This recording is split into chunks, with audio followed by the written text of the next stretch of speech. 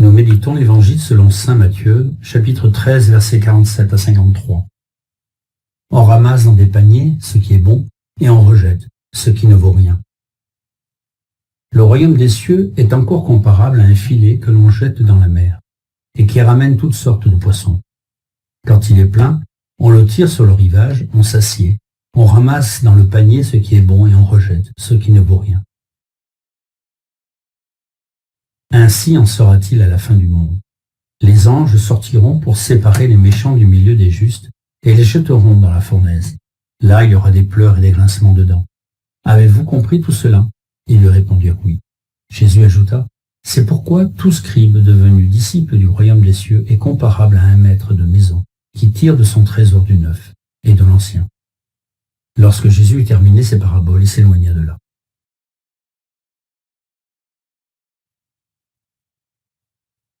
Prière.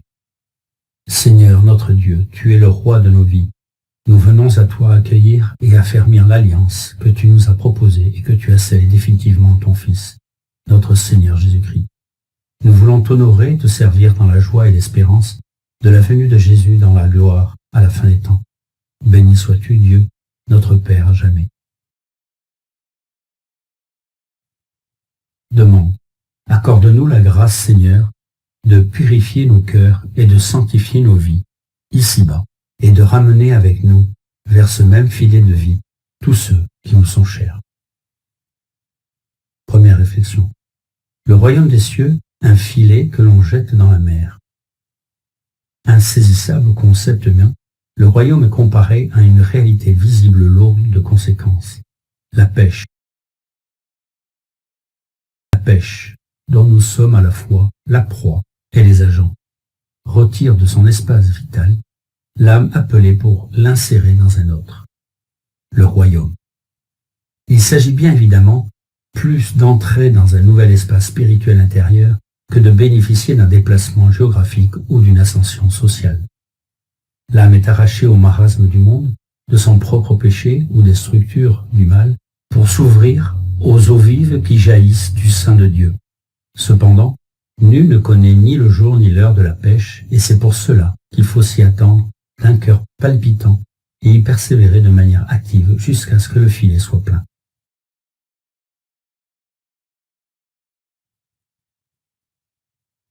Deuxième réflexion. Avez-vous compris tout cela?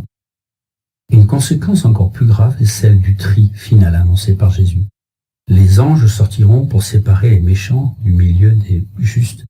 Cela n'est pas à comprendre comme un symbole, au sens d'une allégorie mythologique, mais illustre un article du Credo, qui est le symbole de la foi, c'est-à-dire le signe d'appartenance spirituelle à ce royaume, de celui qui croit.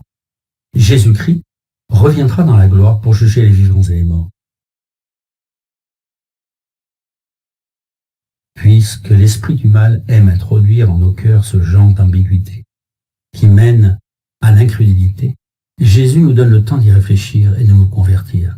Combien de fois sommes-nous prêts à dire oui quand l'appel du Seigneur est lié à un avantage humain et à reprendre le large dès qu'il s'agit de s'engager dans une réelle conversion du cœur? L'injuste n'est pas l'autre, mais c'est mon incohérence à tenir mes engagements jusqu'au bout. Pardonne-moi, Seigneur Jésus.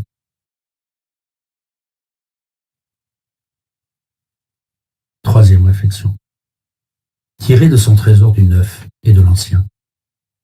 Qu'est-ce que le trésor si ce n'est la sagesse de Dieu, enfouie depuis la création du monde, révélée dans les Écritures et dans les événements providentiels de l'histoire? Elle n'est accessible qu'au cœur de pauvre au petit, à celui qui s'est trouvé un sens d'actualité à la divine parole. Quand l'ancien devient nouveau, l'idéal devient réalité vécue, la parole mise en pratique, alors le royaume des cieux est tout proche. Quel emploi le trésor de la parole trouve-t-il dans nos vies?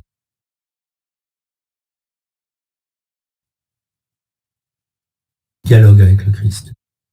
Jésus, grâce te soit rendue pour l'offrande de ta vie, à la recherche et à la quête des pauvres que nous sommes. Non seulement ta parole qui se déploie dans l'histoire du salut, mais aussi l'ensemble de tes disciples qui se joignent en un seul peuple forment ce filet, pour nous ramener vers les eaux pures et vivifiantes de notre béatitude éternelle. Ô divin cœur de Jésus, que ton règne vienne,